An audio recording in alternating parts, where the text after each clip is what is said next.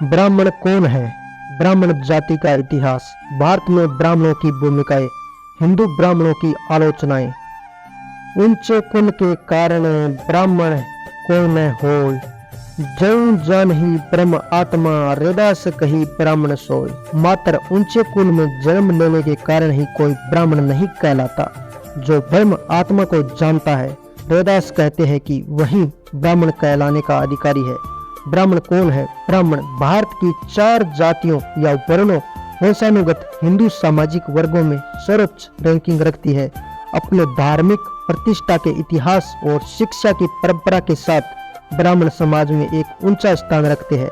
वे भारत के इतिहास में ब्रिटिश उपनिवेशवाद से पहले ब्रिटिश राज 1858 से 1947 के बीच के दौरान राजनीति के रूप में प्रभावशाली रहे हैं और फिर कांग्रेस पार्टी और स्वतंत्रता को बढ़ावा देने वाले राष्ट्रवादी आंदोलन का नेतृत्व किया है। 1947 में आजादी मिलने के बाद कई वर्षों तक राजनीति में ब्राह्मणों का वर्चस्व रहा है। उदाहरण के लिए स्वतंत्र भारत के पहले प्रधानमंत्री पंडित जवाहरलाल नेहरू एक ब्राह्मण थे और आजादी के बाद ब्राह्मण पंडित जवाहरलाल नेहरू भारत के प्रथम प्रधानमंत्री बने।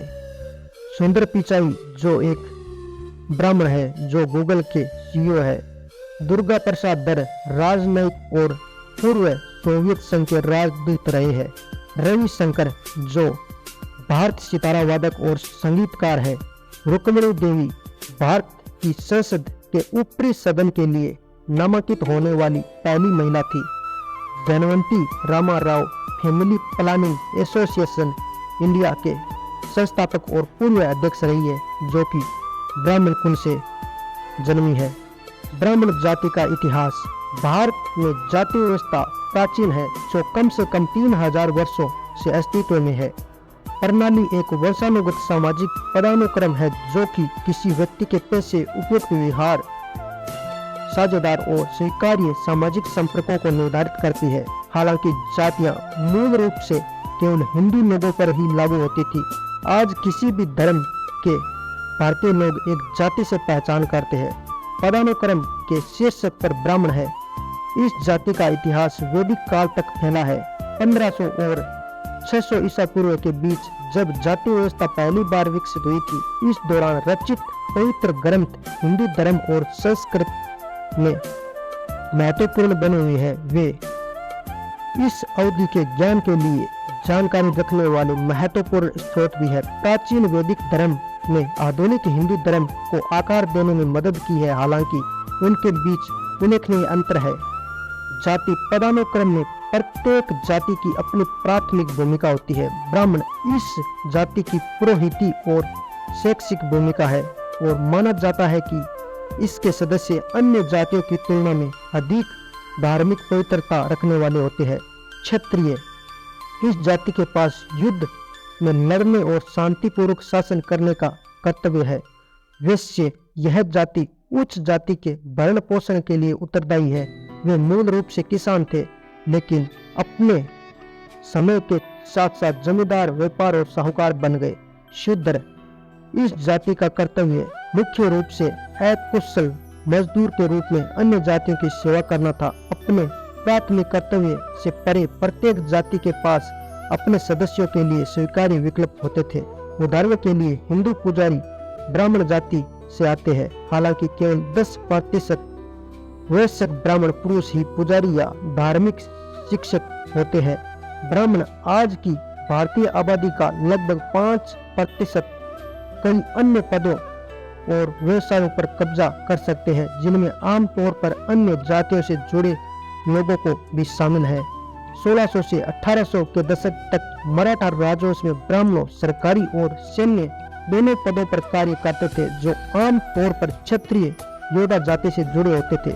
ब्राह्मण व्यापार और अन्य आमतौर पर वैश्य जाति का प्रांत माना जाता था, और यहाँ तक कि किसान भी, जिन्हें आमतौर पर क्षुद्र या श्रमिक जाति के सदस्य के रूप में जाना जाता था। भारत में ब्राह्मणों की भूमिकाएं, भारत में जाति के आधार पर भेदभाव अधिकारिता तौर पर प्रतिबंध है। हालांकि इसकी कई सामाजिक प्रथाएं बनी हुई हैं, लेकिन आधुनिक समय में जाति व्यवस्था की सख्त ढीली हो गई है। हालांकि ब्राह्मण कई महत्वपूर्ण सरकारी कार्यों, शैक्षणिक पदों और व्यावसायिक भूमिकाओं पर अपना पदानुक्रम रखते हैं। सामाजिक पदानुक्रम के शीर्ष पर बने हुए हैं। पुजारी और धार्मिक नेताओं के रूप में भी वे धार्मिक ग्रंथों का अध्ययन करते हैं, मंदिर समारोह करते हैं और सभी सामाजिक वर्गों में हिंदू लोगों के लिए शादियों का भी आयोजन करते हैं। हिंदू ब्राह्मणों की आलोचनाएं। भारत में जाति व्यवस्था का स्वदेशी विरोध लंबे समय से चला आ रहा है, क्योंकि यह पूर्व औपनिवेशिक काल में शुरू हुआ था। हालांकि ब्राह्मणों की आधुनिक आलोचना मुख्य रूप से ब्रिटिश उपनिवेशवाद के तहत उनकी भूमिका से उपजी हुई है। सबसे अधिक शिक्षित और सम्मानित जाति के रूप में ब्राह्मण औपनिवेशिक सिविल सेवा और नई शहरी नौकरियों पर हावी हो गए। उनकी संपत्ति, ऊंचे पद और ब्रिटिश उपनिवेशवादियों के साथ सहयोग में निचली जाति और गैर हिंदू लोगों से नाराजगी पैदा कर दी थी। 20वीं सदी की शुरुआत तक 1916 में दक्षिणी भारत में जस्टिस पार्टी के गठन के साथ ही विकासशील ब्राह्मणवाद विरोधी गठन संगठित हुआ था और गैर ब्राह्मणों से बनी इसने सरकार में ब्राह्मणों के अनुपातहीन प्रतिनिधित्व का विरोध किया और गैर ब्राह्मणों के लिए अधिक पदों का आग्रह किया। यह नीति तब तक स्थापित की गई जब स्वतंत्रता के बाद संविधान ने जाति भेदभाव पर प्रतिबंध लगा दिया था और सरकार ने निचली जाति के भारतीयों के साथ पदों को भरने की मांग की थी। तो दोस्तों, ब्राह्मण जाति के बारे में आपको जानकारी कैसी लगी? अगर जानकारी पसंद आई है तो YouTube चैनल को सब्सक्राइब जरूर करें ताकि मैं आगे बढ़ सकूं। मिलते हैं किसी नेक्स्ट वीडियो में, तब तक के लिए जय हिंद, बाय बाय।